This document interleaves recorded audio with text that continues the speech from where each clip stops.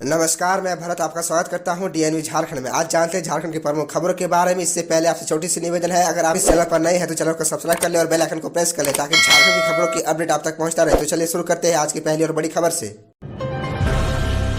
बारिश और ओलावृष्टि से फसलों की क्षति पर कृषि मंत्री बादल पत्रलेख ने सभी डीसी से मांगी रिपोर्ट। आपको बता दें कि बेमौसम बारिश और ओलावृष्टि से झारखंड में हुई फसलों की क्षति पर कृषि मंत्री बादल पत्रलेख ने राज्य के सभी डीसी से रिपोर्ट मांगी है। कृषि मंत्री के निर्देश पर कृषि पशुपालन एवं सहकारिता विभाग के अपर सचिव विधान चंद्र चौधरी ने सभी डीसी को पत्र भेजकर जल्द बेमौसम बारिश एवं ओलावृष्टि से हुई फसलों की क्षति का आकलन रिपोर्ट उपलब्ध कराने का निर्देश दिया है। दरअसल आपको बता दें कि मंत्री ने कहा कि किसानों की फसलों की क्षति का आकलन करते हुए कृषि विभाग को अनुदान के लिए क्षति हुई फसलों की कुल राशि की अधियाचना जल्द ही कृषि विभाग को भेज देंगे। साथ ही कहा कि सभी जिलों से प्राप्त अधियाचना के बाद क्षति हुई फसलों का मुआवजा किसानों को दिया जाएगा।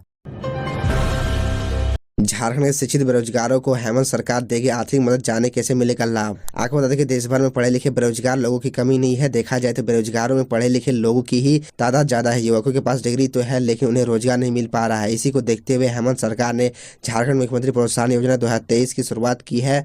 झारखंड मुख्यमंत्री प्रोत्साहन योजना राज्य के हेमंत सोरेन की सरकार द्वारा शुरू की गई है। इस योजना के तहत राज्य के शिक्षित और बेरोजगार नागरिकों को आर्थिक सहायता प्रदान की जाएगी ताकि वे अपनी आर्थिक स्थिति सुधार सके। इस योजना के पात्र नागरिकों को हेमंत सोरेन सरकार की तरफ से साल में एक बार 5,000 रुपए आर्थिक मदद के रूप में दिए जाएंगे। यह राशि सीधे लाभुकों के खाते में ट्रांसफर कर दिए जाएंगे। यह राशि शिक्षित बेरोजगार नागरिकों को तब तक दी जाएगी जब तक उन्हें रोजगार नहीं मिल जाता। खबरों में आगे बढ़ने से पहले आपसे छोटी सी निवेदन है कि अगर आप इस चैनल पर नए हैं तो चैनल को सब्सक्राइब अवश्य कर ले ताकि झारखंड की हर खबर आप तक पहुंचा सके।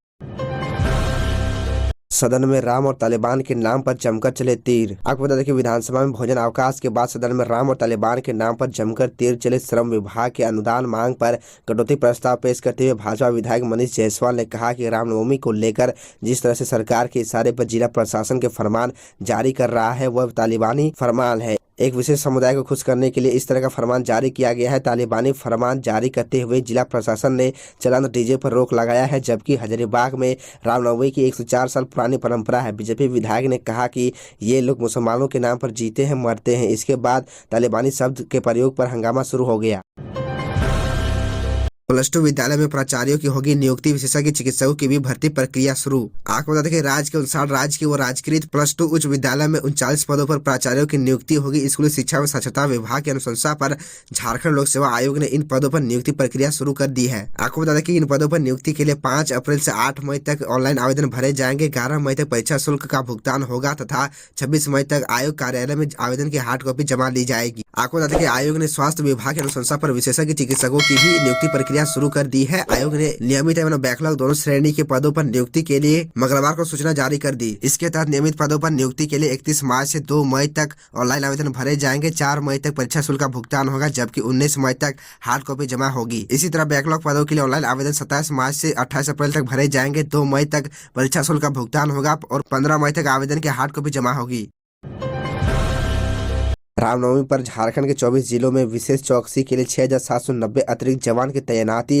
हजारीबाग में लगाए गए 1660 जवान। आपको बता दें कि झारखंड में रामनवमी के पर्व पर सुरक्षा के चाक चौबंद इंतजाम किए गए हैं। रांची समेत राज्य के 24 जिलों में 6,790 अतिरिक्त बलों की प्रतिनियुक्ति की जाएगी। इसमें सशस्त्र बल और लाठी बल भी शामिल है। पुलिस मुख्यालय ने इसका आदेश जारी कर दिया है। जारी आदेश के मुताबिक 27 मार्च तक प्रतिनियुक्त बलों को संबंधित जिलों में पहुंचना होगा। पुलिस बल को हथियार, गोली, लाठी, हेलमेट, बॉडी प्रोटेक्टर एवं लाइट किट के साथ रिपोर्ट करना होगा। जिलों में जवानों को दंगारोधी सुरक्षा उपकरणों के साथ प्रतिनियुक्त किया जाएगा। रामनवमी के बाद 31 मार्च को संबंधित वाहिनी, रेंज, रिजर्व और प्रशिक्षण केंद्रों में जवान वापस आ जाएंगे। अतिरिक्त तैनाती में जेप की 10 कंपनियां, IRB की 3 कंपनी, 16 इको रैब की 6 कंपनियों को भी बुलाया गया है। हालांकि इनमें से कुछ कंपनियां पहले से ही जिले में प्रतिनियुक्त भी है। हर साल रामनवमी के मौके पर राज्य के हर जिले में शोभा यात्रा और जुलूस निकाला जाता है। पिछले साल रामनवमी के जुलूस के मौके पर सांप्रदायिक तनाव की घटनाएं देखते हुए सुरक्षा का विशेष इंतजाम किए गए हैं ताकि रामनवमी के दौरान किसी भी प्रकार की सांप्रदायिक हिंसा या तनाव की घटना न घटे।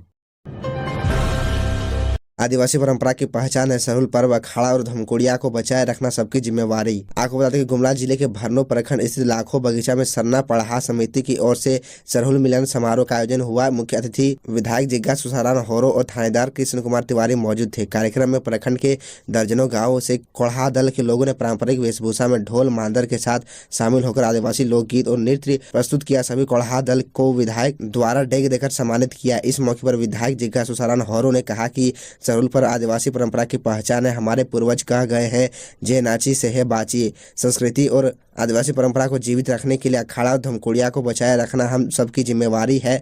समाज को विकास की ओर ले जाने के लिए पढ़ा व्यवस्था एवं ग्राम सभा बहुत जरूरी है।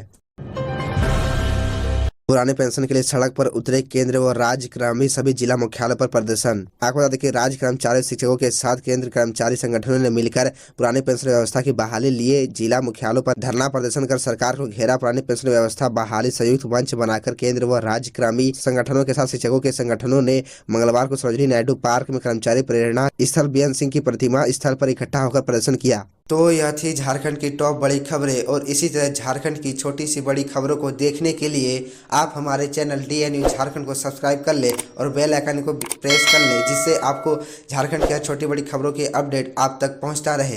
तो आज के लिए इतना ही, हमें दीजिए इजाज़त, फिर मिलते हैं आपसे अगले वीडियो में।